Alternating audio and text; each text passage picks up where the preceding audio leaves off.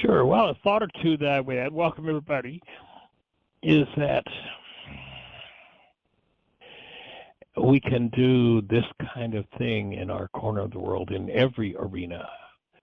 If you look at the dialogue that's going on in the political world today, or the number of monologues that are running insane in our world today, people kind of tend to feel, I think, at least people I've spoken to, like, well, there's nothing I can do. But, in the same way, you can do something locally, whether it's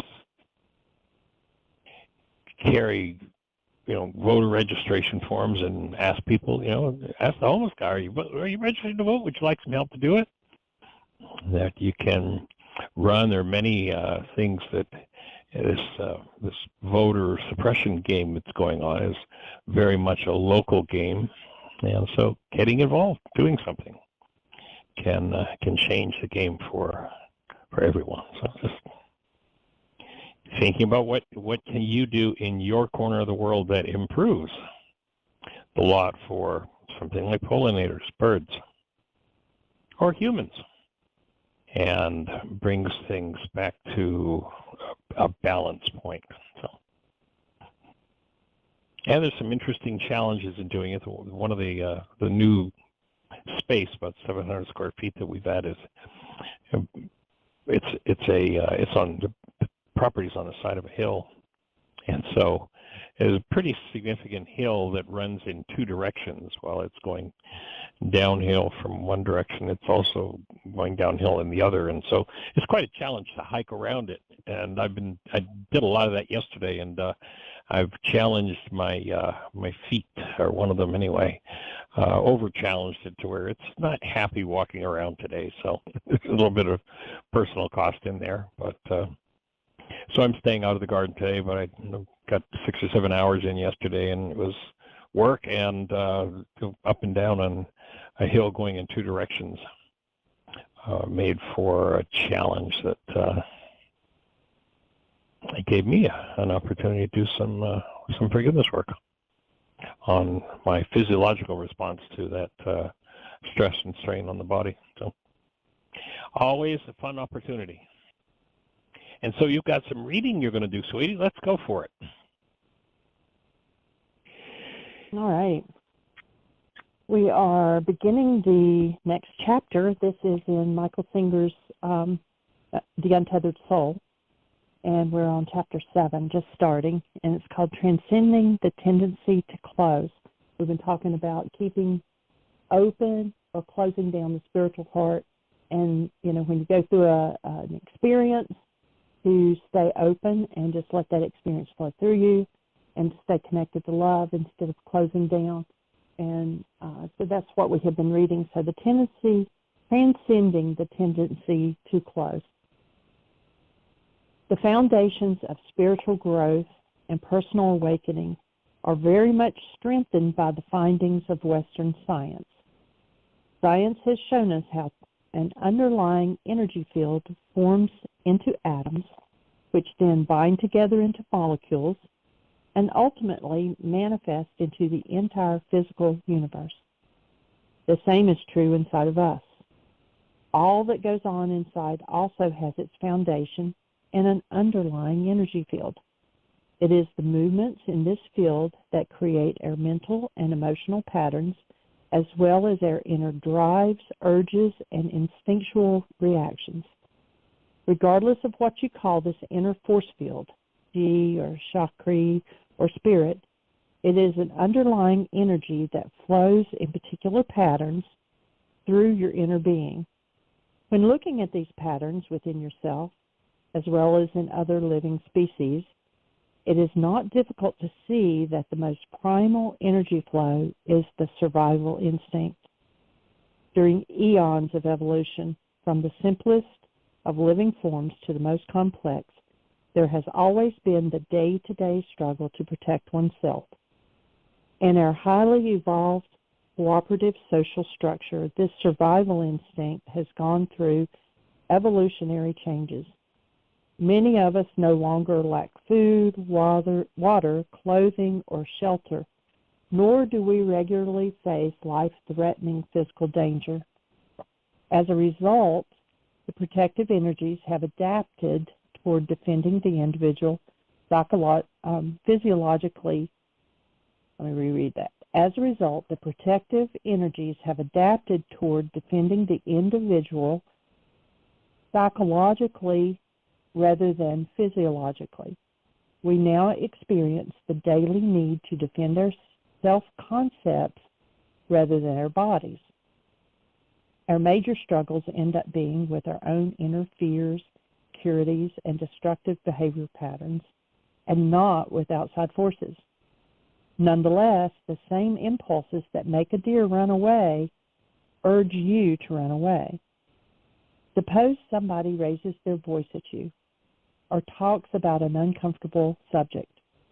These are not physically threatening circumstances, and yet your heart starts pumping a little faster. That's exactly what happens to deer whenever they hear a sudden sound. Their hearts start pumping faster. They either freeze or run away. In your case, however, it's not usually the kind of fear that causes you to physically run away. It's just a deep personal fear demanding protection. Since it's not socially acceptable to run into the woods and hide like a deer, you hide inside. You withdraw, close down, pull back behind your protective shield. What you are actually doing is closing down your energy centers. Even if you don't know you have energy centers, you've been closing them since kindergarten. You know exactly how to close your heart and to put up a psychological protective shield. You know exactly how to close down the centers to avoid being too receptive and sensitive to the different energies coming in and causing fear. When you close down and protect yourself, you are pulling a shell around the part of you that is weak. This is the part that feels it needs protection, even though no physical attack is taking place. You are protecting your ego, your self-concept. Although a situation may present no physical danger, it may cause you to experience disturbance, fear, insecurity, and other emotional problems, so you feel the need to protect yourself. The problem is that the part of you that gets disturbed is way out of balance. It's so sensitive that the slightest little thing causes it to overreact. You're living on a planet spinning around the middle of outer space, and you're either worrying about your blemishes, the scratch on your new car, or the fact that you burped in public. It's not healthy. If your physical body were that sensitive, you would say you were sick. But our society considers psychological sensitivities normal. Because most of us don't have to worry about food, clothing, or shelter, we have the luxury of worrying about a spot on our pants, or laughing too loud, or saying something wrong. Develop this hypersensitive psyche. We constantly use out energies to close around it and protect ourselves. But this process only hides the problems, it doesn't fix them. You're locking your illness inside yourself, and it will only get worse. You will get to a point in your growth where you understand that if you protect yourself, you will never be free. It's that simple. Because you're scared, you have locked yourself within your house and pulled down all the shades. Now it's dark and you want to feel the sunlight, but you can't. It's impossible. If you close and protect yourself, you are locking this scared, insecure person within your heart. You will never be free that way. Ultimately, if you protect yourself perfectly, you will never grow. All your habits and idiosyncrasies will stay the same. Life becomes stagnant when people protect their stored issues. People say things like, "You know, we don't talk about that subject around your father." There are all these rules about things that are not supposed to happen outside because they could cause disturbance inside. Living like this allows for very little spontaneous joy, enthusiasm, and excitement for life. Most people go from day to day protecting themselves and making sure nothing goes too wrong. At the end of the day, when somebody asks, "How was your day?" a normal response is, "Not too bad," or "I'll survive." What is that telling you about their view of life? They see life as a threat. A good day means you made it through without getting hurt.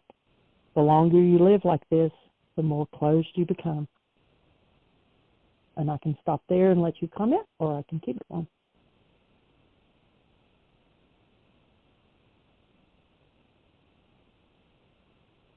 I hear you talking through the wall, but not the phone.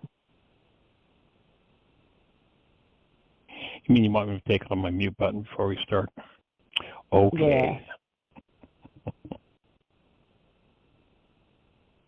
So what he's describing here is something we've talked about several times over the years, and that is that people go into this state of sympathetic dominance instead of functioning as they're designed to. And how almost second nature that's become for most people. You know, if we look down through history, and this is something that's relative to what's going on in the world today, you know, Nazi Germany, or if you look at dictatorships all over the world, they rise, they thrive, or they have risen and thrived in the past on basically instilling fear and hostility in people. And when people walk into those energies are restrictive. They're closing energies. They close down circulation. They close down physiological, mental, emotional function. They literally close down higher brain function. So what happens when one starts to play life out of this hostility and fear game, it's been called to a great degree socialization, that eradicates vision. It blocks truth. And it blocks love from entering into one's mind. And if we look historically, there was a group of people back in Greece called the sophists. And the way that we're presenting that word today, sophist, is sophistry, or is something about wisdom. But in fact, the sophist was a Greek philosopher who knew how to lie and make their lies appear true. And they literally traveled around Greece working for the elite, teaching their children how to make their lies sound true, how to convince others for personal gain that their lies and their frauds were meaningful. So when you talk about the sophist, you're talking about someone who is a subtle liar who can make people believe what they have to say. And once this ability to get lost in this fraud was firmly implanted in people's minds, the natural human instinct to function as love toward all neighbors is displaced. And it's displaced by fear and hostility. You listen to the conversations going on in the culture today, and the violence that's going on, just the verbal violence, let alone the physical. And so when this process is complete and people have blocked out of themselves the awareness of who they are as love, then it's not long before violence or mass murder, come into the culture. So when people buy into lies, hate, violence, and the verbal or actual destruction of others becomes acceptable. We listen in the political arena, and you just listen to the amount of hate speech there is about anybody who doesn't agree with, whatever, the politician's saying. It becomes a reason even for people in one's own, you look at what's going on today, people in one's own party, all of a sudden they become the object of hate when they no longer agree with the insanity that's being done. And sadly, this happens in families, in communities, in nations, when love, true human life, is sold out for gain. And that violence always begins with words. And when that becomes acceptable, when decent speech and a harmony between people leaves the public square, violence isn't far behind. Just listen to the national political rhetoric today, and you see how far away from human life people have become. Listen to how it's become habit, and it's being normalized to tear down someone else. And so some people play on one side of the game and others work on the other side to work toward decency. When the destruction and degrading of others with increasingly vicious words, either in public or private, becomes the norm, sadly, the killing of neighbors isn't far behind.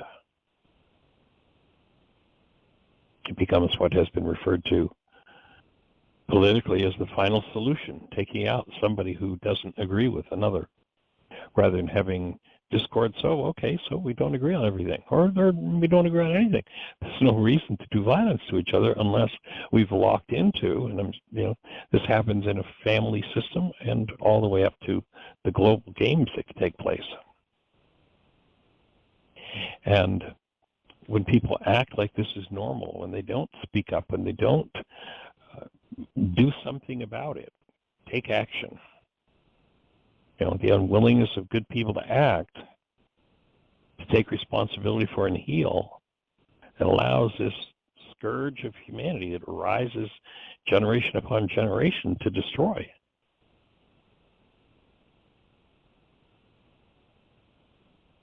Sadly, that ideology is rising to power here in America. It took place back in the late 30s in Germany, and people across all spectrums, political, religious, corporate, foreign dark money, education, legal, media, they're lining up on one side or the other, either decency or that totalitarian game. And when that type of separation between family members happens, it will tend to happen in greater and greater ways around the globe. And the option that we're offering is to really recognize what this human mind is designed for, what it's designed to be fueled by. And Michael hasn't said it directly in his book as yet, but our premise, the bottom line that we're functioning from, is that if human life is to survive, then human life, being love, has to be present and be the mainspring of activity, whether that activity is in the realm of thinking, in the realm of action, in the realm of interaction with others.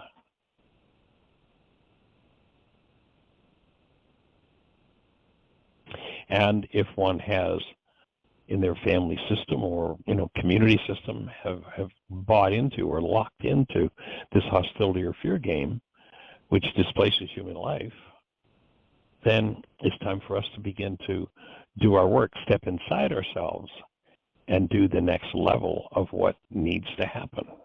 Otherwise, hate becomes the brush with which others are painted, and different disinformation and propaganda destroy.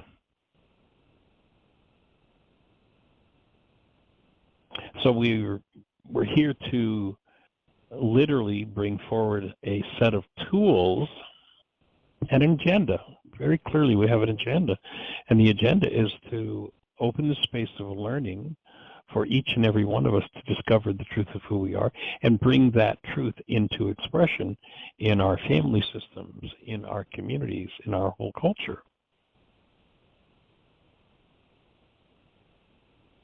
Confronting the hostility and fear in oneself can be a challenging game. And in fact, over the centuries, kings have learned to do that, have learned to put people into this sympathetic dominant state where higher mental functions are literally, because of the shunting of blood flow away from the higher centers of the brain, those centers of the brain fail, and people just get locked into that brainwashed state and buy into a life based in hostility and fear. And you listen to Yeshua a couple thousand years back, and you hear the statement being made, do not be molded by the world. Because if you are molded by the world, you'll end up molded. Literally, it's what kills us. We're not designed to function out of hostility or fear. We're not designed to have any form of hostility or fear within us. And Michael Singer, with his book, is bringing forward from the Eastern perspective a way of approaching. And I look forward to, I haven't read Michael's book as yet. I look forward to hearing the solutions that he gives us. Do we have a solution coming up, sweetie? You want to read a little more? Sure. So if you really want to grow, you have to do the opposite. Real spiritual growth happens when there is only one of you inside. There's not a part that's scared and another part that's protecting the part that's scared. All parts are unified because there is no part of you that you're not willing to see.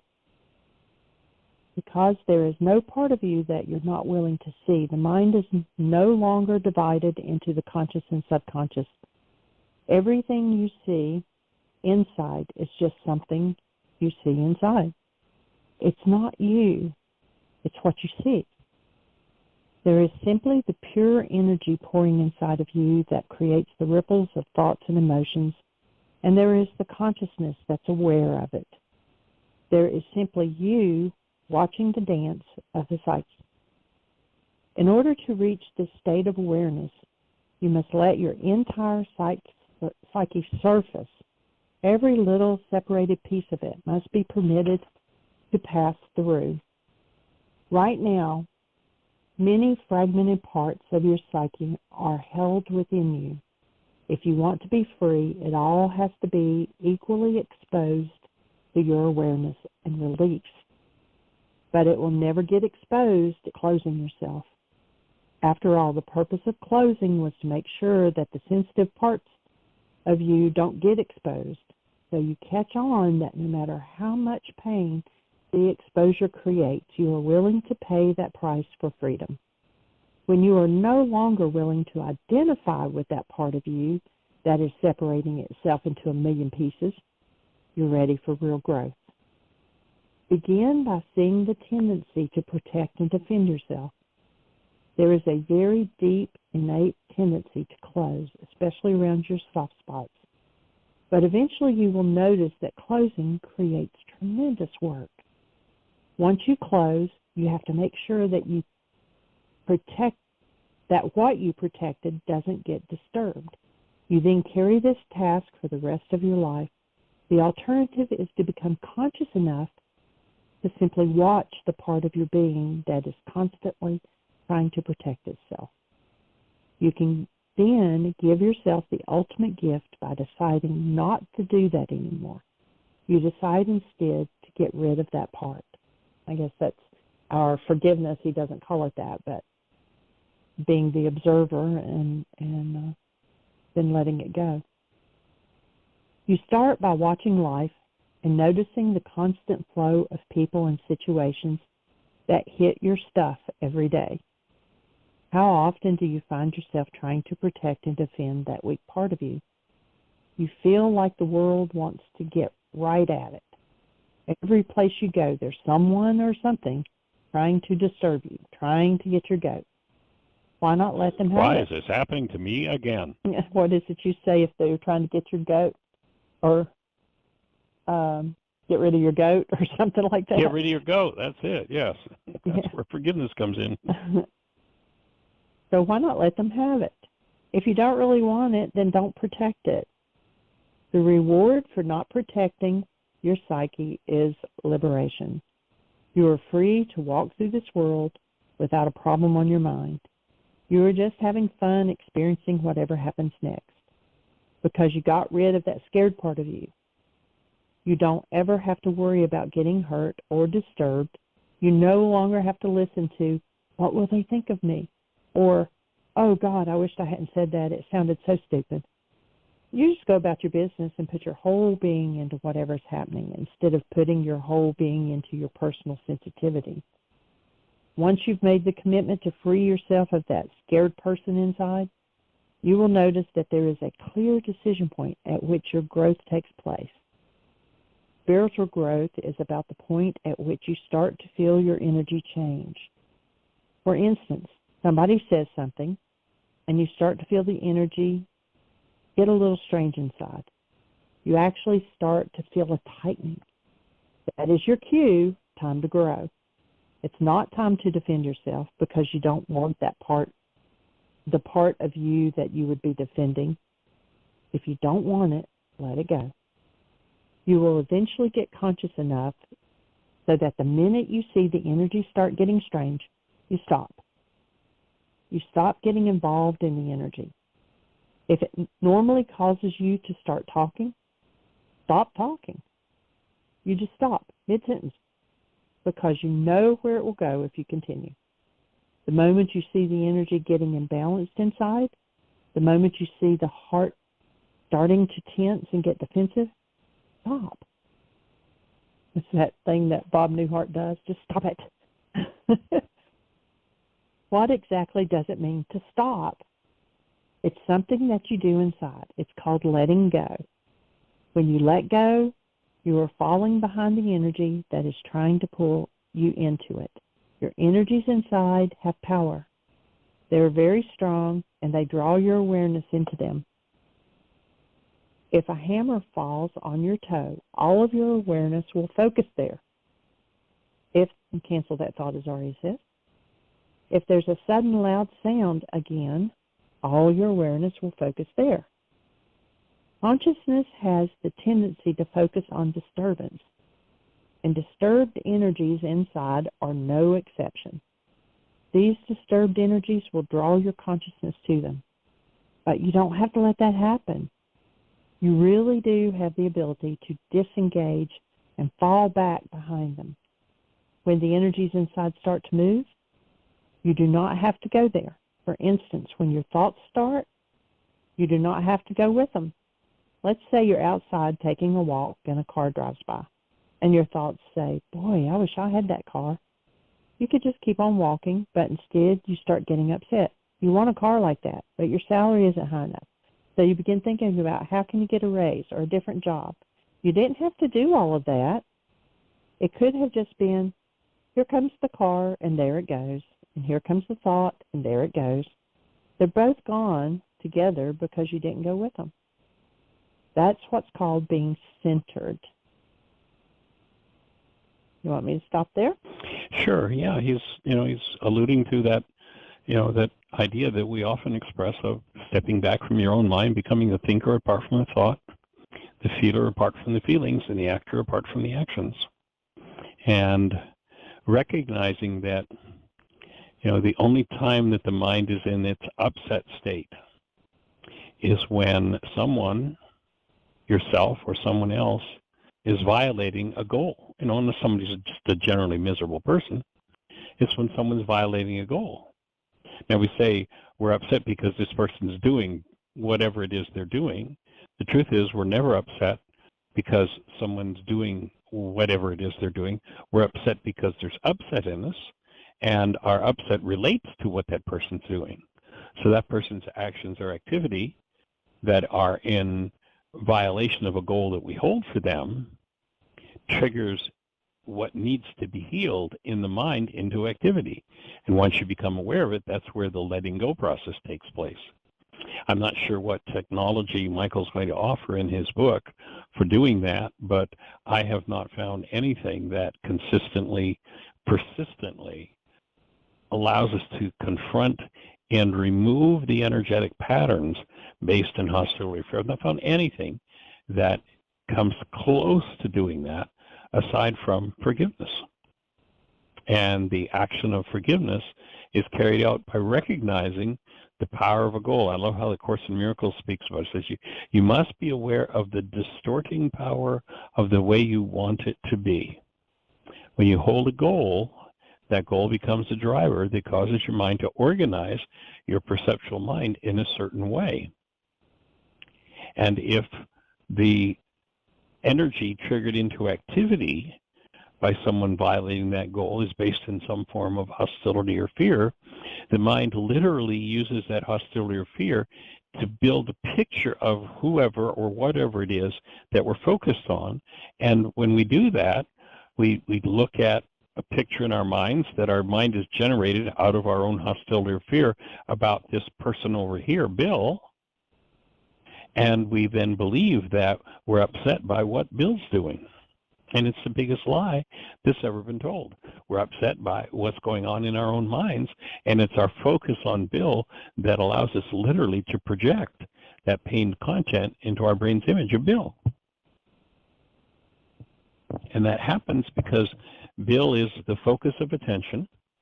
His behavior has violated a goal, and the mind, my mind, now uses its unresolved hostility or fear-based content triggered into activity to become the root of the output of my mind, and that's called projection. When I take content from my mind, we live in a culture that tends to tell us that projection is, taking something that's inside of you and putting it outside of you. But that's not projection at all. That's externalization. If I build a picture in my mind, perception, and then I pretend that the perception is actually outside of me, now I'm externalizing. But the projection itself is when there's content activated in me, and because I hold a goal for someone, maybe it's for myself, my picture in the mirror, if I upset is triggered into activity and I lay that untoward activity or energy on the goal that I hold for myself, then I'll get into the game of self-blame. Another opportunity to let go. Blame of another opportunity to let go. And the core of the forgiveness process, which at first seems kind of silly, at least to most people when they first entertain it, is recognizing that my mind's creating this distorted picture that blocks love by hostility or fear because I have a goal for someone.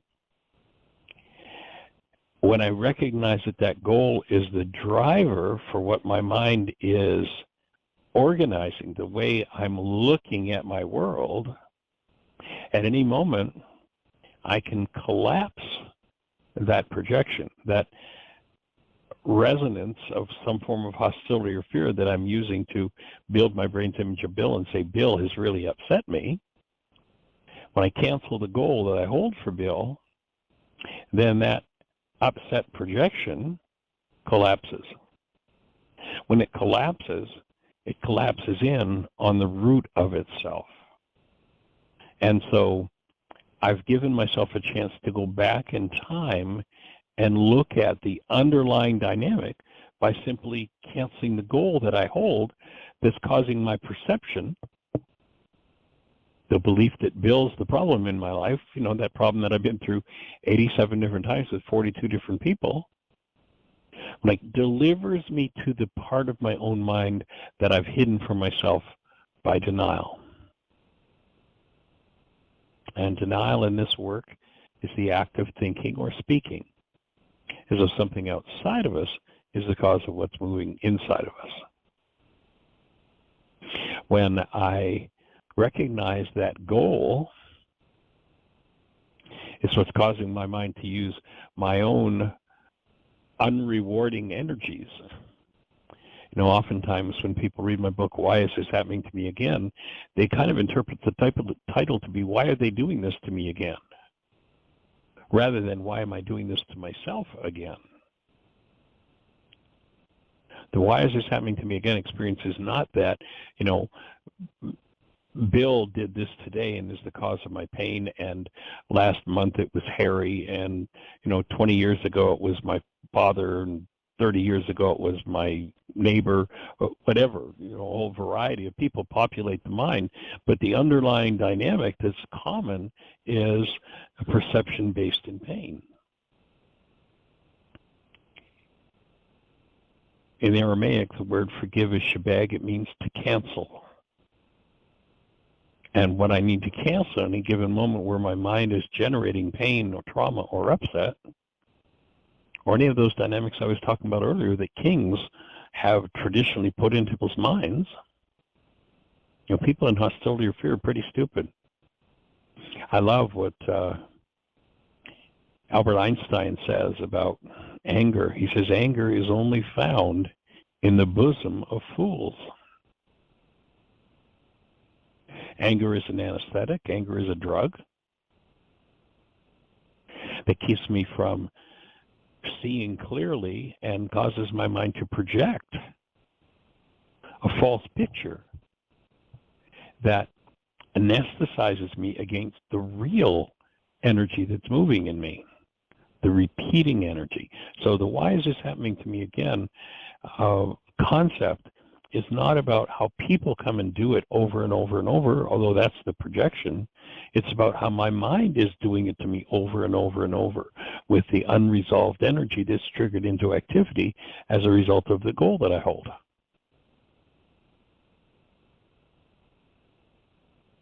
So the core of the forgiveness process to most people on first sighting seems really silly, and I can remember when I first discovered this in the Aramaic, when I first understood this, teaching it occasionally. In the early days, it was just something I'd throw into a workshop I was doing, and over time, I had people come back to me saying, you know, I've been doing that canceling of goal things. That's really powerful. And I kind of go, yeah, really? Because I didn't understand what was going on. It took me decades to understand why you do such a crazy thing as cancel a perfectly good goal. And what it does, it unmasks the underlying dissociated content of the mind. It puts us back in full-blown direct relationship with what we've been hiding from ourselves when we put it in our brain's image of someone else. Oh, it's my sister that makes me so mad. Oh, it's my brother. Oh, it's my whoever, whatever.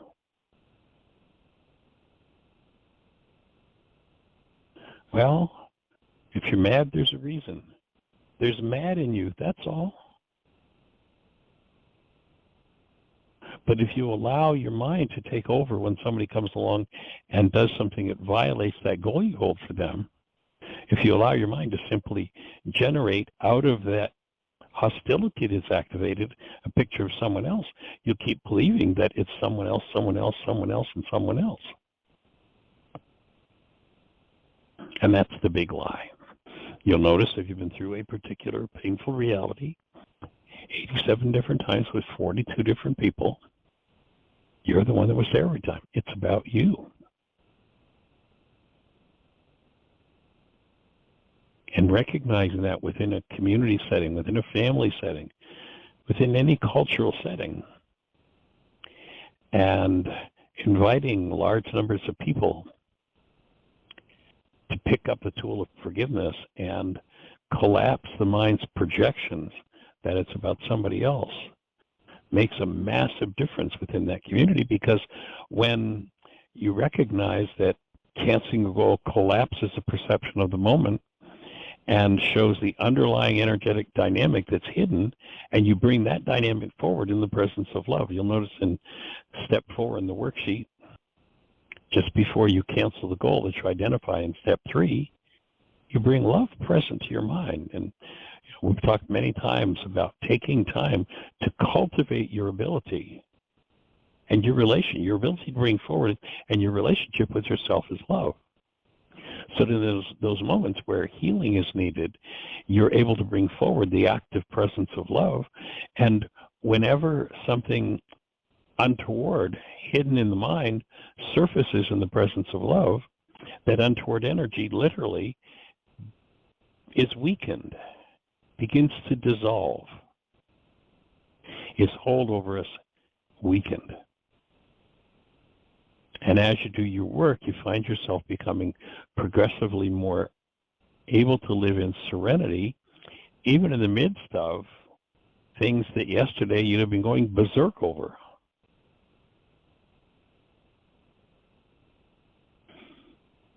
And to do that work takes time and takes patience and the willingness to do your work,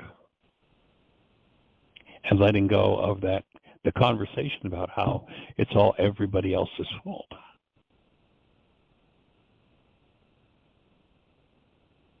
Because your why is this happening to me again is about the content of your mind. My why is this happening to me again experience is about the content of my mind.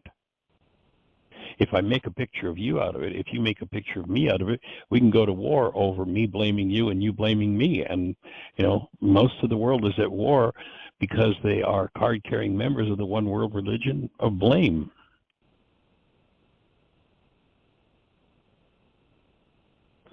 Time to recognize that if you've been through a particular painful reality 87 different times with 42 different people, that you are the one that was there every time. That needs to be done is yours, and it's about you. To literally free your physiology, literally from the capacity to generate any form of hostility or fear. Now, the non-being mind says, but Michael, I'm only in hostility or fear because of what Bill did. No, you're not. You're in hostility or fear because there's hostility or fear in you. If it wasn't in you, you wouldn't be feeling it.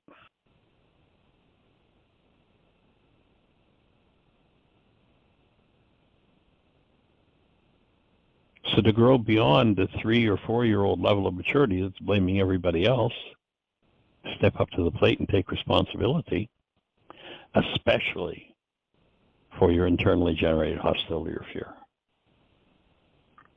And each time you use that tool, literally the awareness of self as love becomes strengthened, and the energy of hostility or fear becomes weakened. It is a process.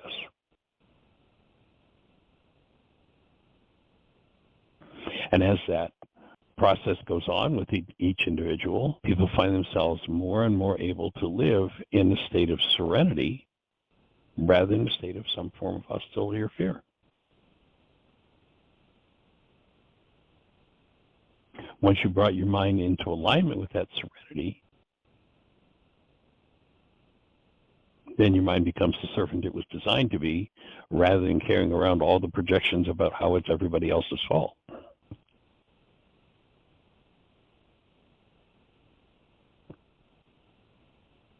So that's what we're here to bring forward with this work, and we're delighted that you're part of the conversation. If you're out there in listener land and you have a thought for us, a question, some way we can support you, our call-in number is 563-999-3581. If you're on one of those stations where we can't see you, 563-999-3581. If you call that number, you'll be listening to the show directly on your phone, and Jeanie will be able to see you in our control panel. And then if you have a question and you push 1, that will raise a hand in the control panel, and Jeanie will know that you want to speak with us.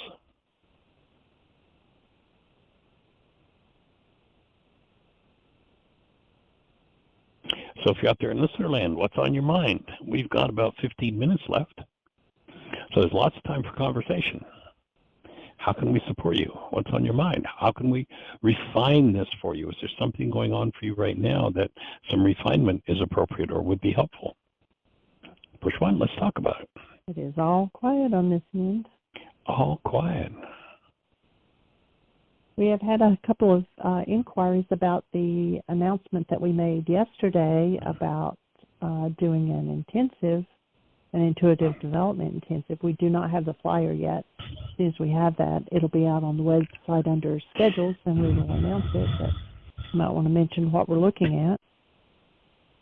Yeah, it looks like we're likely going to do, if there's enough interest to do it. There have been some inquiries, actually, mostly through the London, England Book Club, to do an intuitive development intensive through Zoom. And intuitive development is a workshop that we do, a practicum that puts people into a space where they're interacting with another and utilizing the intuitive faculty to bring information into awareness without using the physical senses. And the value in it lies in the fact that you're working with a partner or partners who give you feedback when you come up with. We'll be doing a whole series of exercises to quiet the mind and to open that intuitive faculty so that it's like you develop a set of inner ears that when you get the feedback often enough that goes, oh, That's what it feels like when my intuition's working. When you get that, then all of a sudden you start to get intuitive insight that's just monumental and powerfully life-changing. We'll actually do, as part of the intensive, there'll be a personal code evaluation pre and post, because of course the whole objective of that intensive with all intensives is the healing process. We'll do why is this happening to me again, the forgiveness workshop. We'll do the how I heal, which is an exercise we do for getting people to detail what their healing process is going to look like, so that when it happens, the mind can't trick them into thinking that, oh, here we go again, it's somebody else's fault. So when you detail specifically exactly what your healing process is going to look like, and there's a worksheet that we've got for doing that, that translates the unconsciousness of projection into, oh, that's what my healing process is going to look like, and it's specific and identifiable for every person. So we'll be doing that as part of the intensive. We'll do mind shifters and still point breathing. There will be still point breathing as part of it. And then we'll do an ongoing series of exercises through the 10 weeks. And the workshop will be on a Saturday and a Sunday. Not sure exactly what the hours are going to look like yet, but we're probably going to do it earlier in the day, specifically so that the folks in Europe that are running 5, 6, 7 hours behind us will be able to participate without, being up till 3 in the morning. So that's kind of the plan. If you're interested, drop Jeanie a note, JEANIE at WHYagain.org, Jeanie at whyagain.org. And leave her your contact information and name, and that you have an interest in the Intuitive Development Intensive. And as it comes together, if you're interested, we'll work to get you registered, and you'll be part of the process. This will be our first online intensive in a couple of years, so I'm looking forward to seeing how it comes together and what we do with it. And beyond that, what's on your mind? How can we support you?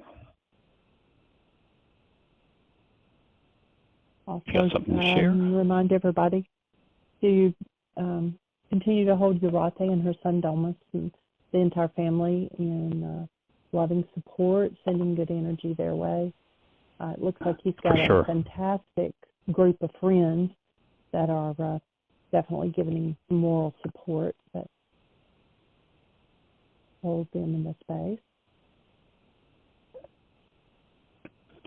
Yeah, a number of people came to I guess you could call it a party that they had for him, seeing as how he's doing chemo, and he was losing his hair, so he shaved his head, and a number of friends came together and said, we're going to do that with you. And I guess a bunch of people, I don't know how many, it sounded like maybe 40 or 50 people arrived, and they hung out and kind of just cherished each other together, and I guess there was a lot of hair left over. So it's pretty sweet that this young man has been able to attract that kind of support to his life and the family. It's a pretty tough place to be. Sadly, a lot of tough things happening in families these days. And once again, the introduction of the forgiveness process is one of the keys in bringing healing. So pass it on. And I'm kind of complete with what I've got to say. If nobody else has a question or a thought for us, Jeanie, I would rather continue for the next, what have we got, 13 or 14 minutes? 7 minutes? 7. Yep. Oh, my clock must be off here. Mm-hmm. Well, last call, push 1. Let's have a conversation. Otherwise, I'm going to invite everybody to have the best year yet of your eternal life. It's an awesome gift to give the world. Thanks for joining us. Blessings.